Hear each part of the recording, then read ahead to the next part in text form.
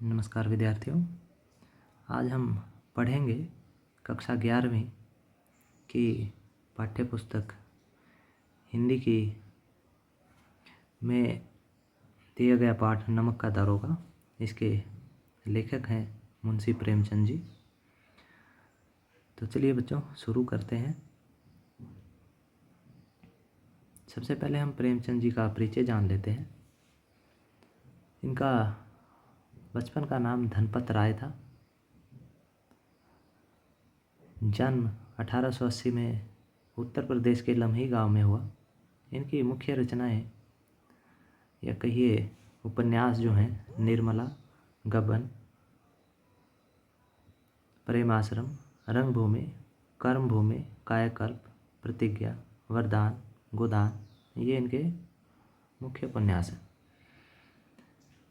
इनकी जितनी भी कहानियां हैं वो मानसरोवर के 8 भागों में संकलित हैं।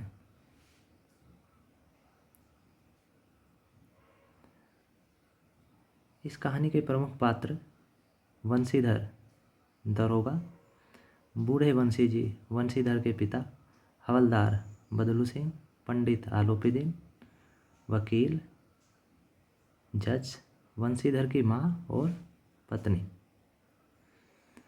कहानी का भाव देख लेते हैं एक बार। नमक का दारोगा कहानी का प्रथम प्रकाशन 1914 में हुआ था। यह प्रेमचंद जी की प्रसिद्ध कहानी है जिसे आदर्शोन्मुख यथार्थवाद का अच्छा उदाहरण कहा जा सकता है। यानी कि ऐसा यथार्थवाद जो आदर्श की स्थापना करता नजर आता है। यह धन के ऊपर धर्म की जीत की कहानी है।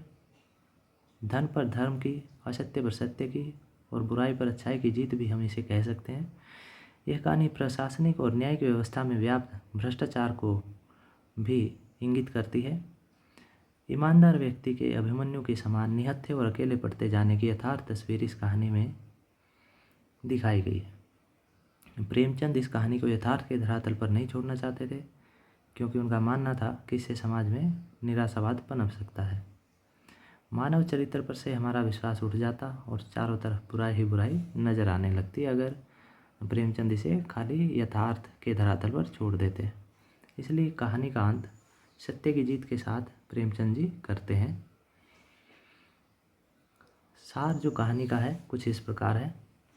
प्रमुख पात्र पंडित आलोपीदीन और मुंशी वंशीधर इस कहानी में प्रतिनिधित्व करते नजर आते हैं। ईमानदार कर्मयोगी मुंशी वंशीधर को खरीदने में असफल रहने के बाद पंडित आलोपीदीन अपने धन की महिमा का उपयोग कर उन्हें नौकरी से हटवा देते हैं, लेकिन अंततः सत्य के आगे उनका सिर झुक जाता है।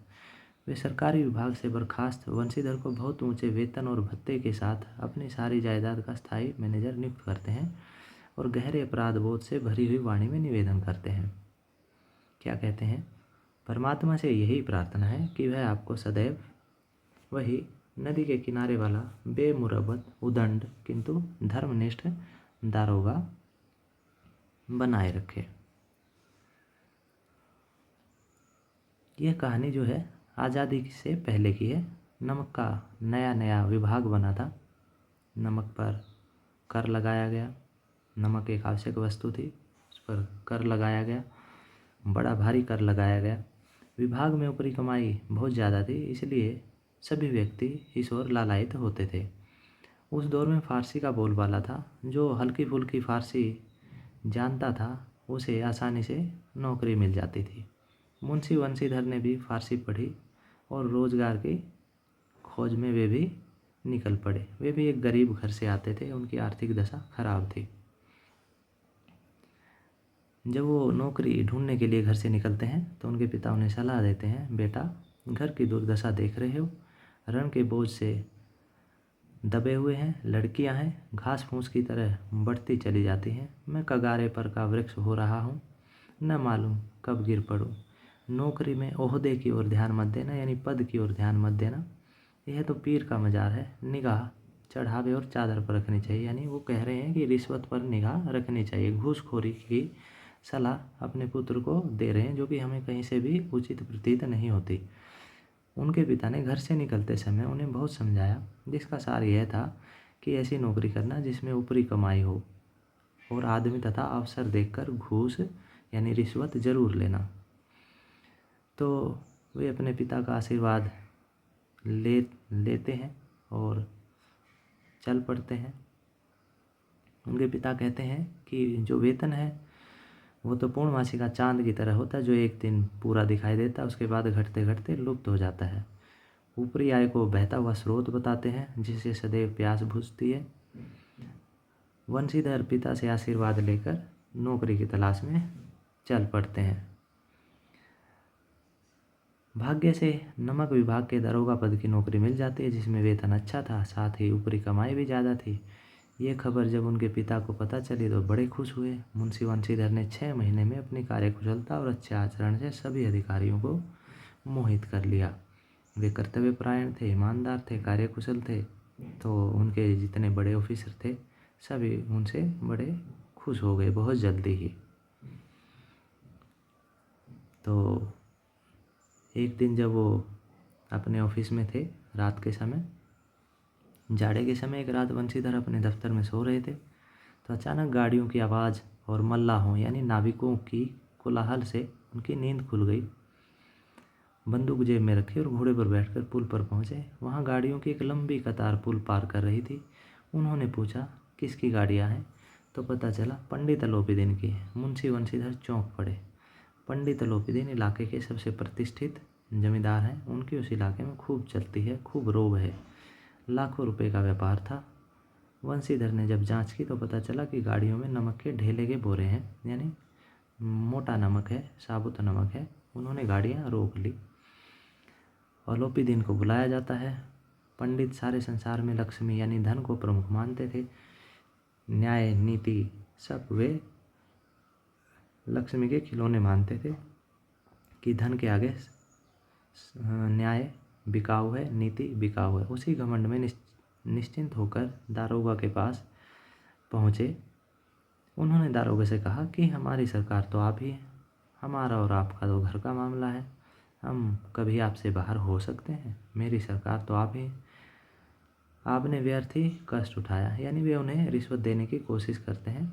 1000 से शुरू करते हैं और 40,000 तक वो पहुंच जाते हैं। लेकिन जो मुंशी वंशीधर है वो ईमानदार हैं, अड़िग हैं, तो वो रिश्वत नहीं लेते। पंडित जी ने वंशीधर को रिश्वत देकर गाड़ियों को छोड़ने को कहा, परंतु वंशीधर अपने कर्तव्य पर अडिग रहे और पंडित जी को गिरफ्तार करने का हुक्म उन्होंने दे दिया। पंडित जी आश्चर्यचकित रह गए। पंडित जी ने रिश्वत को बढ़ाया भी, परंतु वंशीधर नहीं माने और पंडित जी को गिरफ्तार कर लिया गया। अगले दिन यह खबर हर तरफ आग की तरफ फैल गई। पंडित अलोपीदीन के हाथ में हथकड़ियाँ डालकर अदालत में लाया गया। हृदय में ग्लानि और शोभ का अर्थ है दुख, और लज्जा से उनकी गर्दन झुकी हुई थी। सभी लोग चकित थे कि पंडित जी कानून की पकड़ में कैसे आ गए। सारे वकील और गवाह पंडित जी के पक्ष में थे। वंशीधर के पास केवल सत्य का बल था, उनके पास उनकी सच्चाई थी, बाकी सारी कचहरी बिकी हुई थी। न्याय की अदालत में पक्षपात चल रहा था। मुकदमा तुरंत समाप्त हो गया। निर्णय पहले से ही निश्चित किया जा चुका था। पंडित अलोपीदीन को सबूतों के अभाव में रिहा कर दिया गया। वंशीधर की उद्दंडता और विचारहीनता के बर्ताव पर अदालत ने दुख जताया। चेतावनी देकर उन्हें छोड़ दिया गया। भविष्य में उसे अधिक होशियार रहने को कहा गया। पंडित अलोपीदीन मुस्कुराते हुए बाहर निकले। रुपए बांटे गए। जिन्होंने उसकी सहायता की थी उनको रुपए बांटे गए। वंशीधर को व्यंग्य बाणों को सहना पड़ा। 1 सप्ताह के अंदर कर्तव्य निष्ठा का दंड मिला और उन्हें नौकरी से मुअत्तिल कर दिया गया, हटा दिया गया, नौकरी से निकाल दिया गया। पराजित हृदय, शोक और खेद से व्यथित वंशीधर अपने घर की ओर चल पड़े। घर पहुंचे तो पिता ने कड़वी बातें सुनाई कि कितना समझाया था कि कमाई पर ध्यान रखना, लेकिन तुम तो ईमानदारी पर अड़े रहे, नौकरी गंवा दी। उनकी बुढ़िया माता को भी दुख हुआ। पत्नी ने कई दिनों तक सीधे मुंह बात नहीं की। 1 सप्ताह बीत गया। संध्या का समय था। वंशीधर के पिता राम नाम की माला जप रहे थे। तभी वहां सजा हुआ एक रथ आकर रुका। पिता ने देखा पंडित अलोपीदीन है। झुककर उन्हें प्रणाम किया और चापलूसी भरी बातें करने लगे उन्हें खुश करने के लिए। साथ ही अपने बेटे को उन्होंने बहुत कोसा भी। पंडित जी ने बताया कि उन्होंने कई रईसों और अधिकारियों को देखा और सबको अपने धन बल का गुलाम बनाया, लेकिन आपके पुत्र वंशीधर को मैं नहीं गुलाम बना पाया। वे धन के आगे नहीं झुके क्योंकि वो कर्तव्यनिष्ठ है, ईमानदार है, सत्य के प्रति उनकी वफादारी संदेह से परे है। ऐसा पहली बार हुआ कि जब किसी व्यक्ति ने अपनी कर्तव्यनिष्ठा द्वारा उन्हें हराया हो। तो मुंशी वंशीधर ने अपनी कर्तव्यनिष्ठा से उन्हें हरा दिया था। वंशीधर ने जब पंडित को देखा तो स्वाभिमान सहित उनका सत्कार किया। उन्हें लगा कि पंडित जी उन्हें लज्जित करने आए हैं, परंतु पंडित जी की बातें सुनकर उनके मन का जो मैल था वो मिट गया। उन्होंने पंडित जी को कहा कि उनका जो हुक्म होगा वे करने को तैयार हैं। इस बात पर पंडित जी ने स्टाम्प लगा हुआ एक पत्र निकाला और उनसे प्रार्थना स्वीकार करने को कहा। वंशीधर ने जब कागज़ पढ़ा तो उसमें पंडित जी ने उसे अपनी सारी जायदाद का स्थायी मैनेजर नियुक्त करने की बात लिखी थी। कृतज्ञता से वंशीधर की आंखों में आंसू आ गए और उन्होंने कहा कि वे इस पद के योग्य नहीं हैं। इस पर पंडित जी ने मुस्कुराते हुए कहा कि उन्हें अयोग्य व्यक्ति ही चाहिए, यानी कि उन्हें उनके जैसा अयोग्य व्यक्ति ही चाहिए। इस तरह हम देखते हैं कि प्रेमचंद जी ने इस कहानी का जो अंत है वो सत्य की जीत के रूप में किया है। तो ये कहानी हमें यथार्थवाद से आदर्शवाद की तरफ ले जाती हुई प्रतीत होती है। तो कहानी यहीं तक है। आप सभी को समझ आ गई होगी। आप सभी का बहुत बहुत धन्यवाद।